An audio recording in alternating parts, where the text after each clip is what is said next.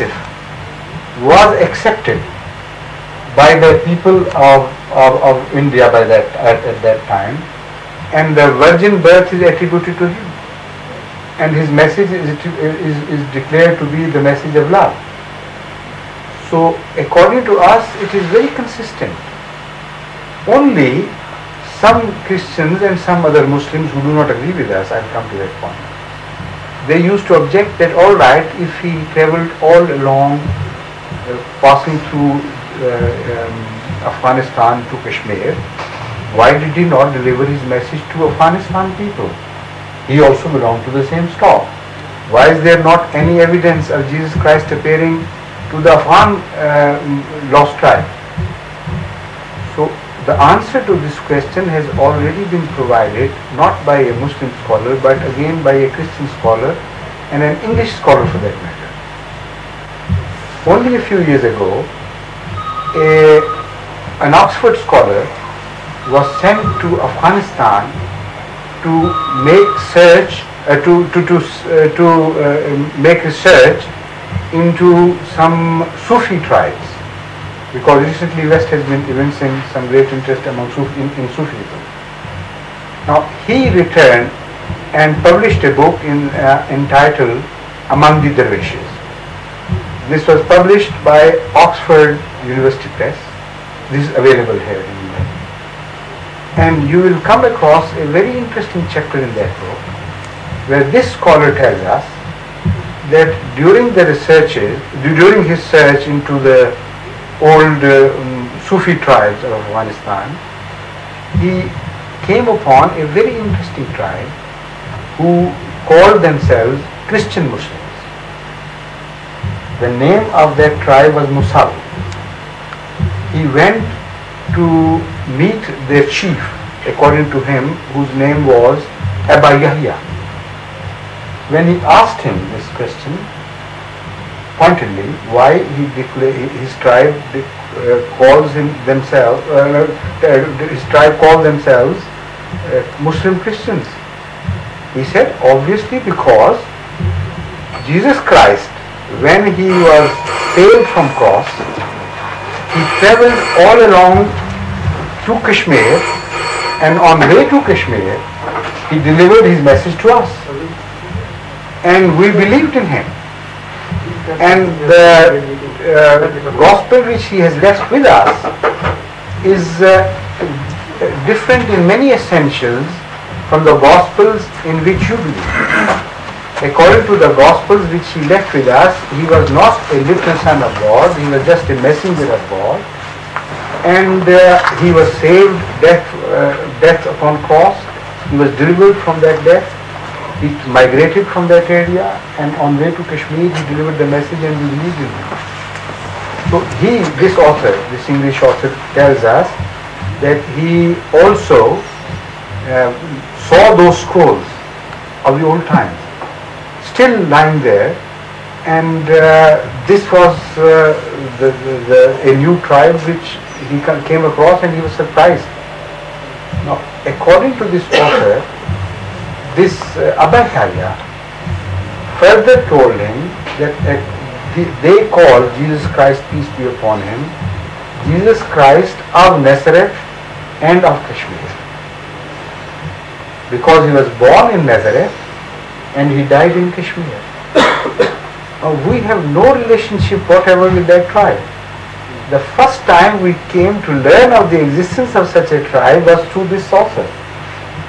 And this corroborates the same story, that Jesus Christ passed through Afghanistan delivering his message. Some tribes believed in him. Later on, he delivered the same message in Kashmir and was accepted there. So, referring back to the first fundamental philosophy of the Holy Quran, as I explained to you, the whole mankind has always been contacted by God through his messengers. His messengers have always been treated alike, first opposed and then elevated beyond their real position. And this phenomenon is a universal phenomenon. Jesus Christ was no exception. The same thing happened to him, but Allah saved him from that ignoble death. Ultimately he delivered his message to the rest of the tribes, and when he is found there, he is not found there with the concept of Trinity at all. He is found there in the simple and pure message that he is a messenger of God, and no more and no less. So this is why he was telling you all this, which you were surprised about. That was this, yarn about Jesus Christ having been saved and traveling to different paths. Now you said, you were so right, that the rest of the Muslims do not believe only in this. The Ahmadiyya sect is unique in this whole approach. Although we base all our findings on the Holy Quran and on the Testaments, New Testaments and Old Testaments, but the rest of the Muslims do not agree with us. The majority among them believe that Jesus Christ was not crucified in the first instance at all. They disagree with you as well, and with us as well. They believe that the person who was crucified was not Jesus, peace be upon him. It was a Jew by the name of Judas Iscariot. He was given the shape of Jesus Christ, peace be upon him, by Allah's angels. And instead of Jesus being hanged, it was an opponent of his who was hanged upon the cross. And he was so stupefied by the angels, not only that his shape was changed, his physical shape was changed, his mental attitude was also completely changed. So he died upon cross considering himself to be Jesus Christ for the time, not denying it.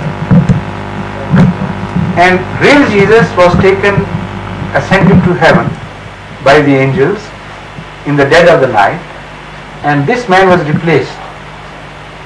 So the man they are awaiting to come again in the latter days, according to them, would be a man, not a son of God, little son of God, but would be the same Jesus in person.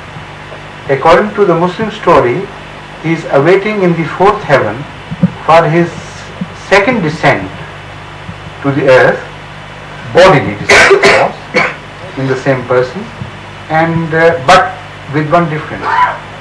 He would come this time not as a Christian, but as a Muslim. So although, this is a very interesting development of the same debate. Three angles have been now created, or rather four. Jewish angle, which says Messiah has not come in the first instance, so they are waiting for his first appearance. Christian angle, that Messiah would appear himself again. He has appeared once, but having been raised from the dead, it would be his new life. In the form of his new life would reappear. Muslim angle, that he never died in the first instance. He was ascended to heaven and he would descend in the same person, but this time not a Christian. So it would be a very big surprise to the Christian world, according to Muslims, when he reappears.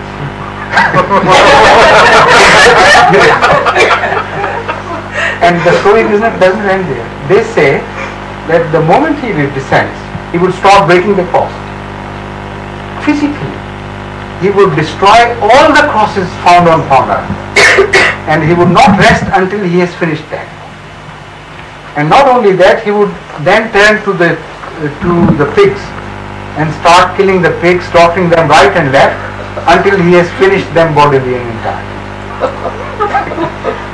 So if you choose that version, it's up to you. But our version is different. We believe in continuity of religion. We believe that Jesus Christ would reappear, of course, but in exactly the same manner as, according to him, Elijah appeared, not in any other way. For us, that statement of Jesus Christ clinches the issue once and for all.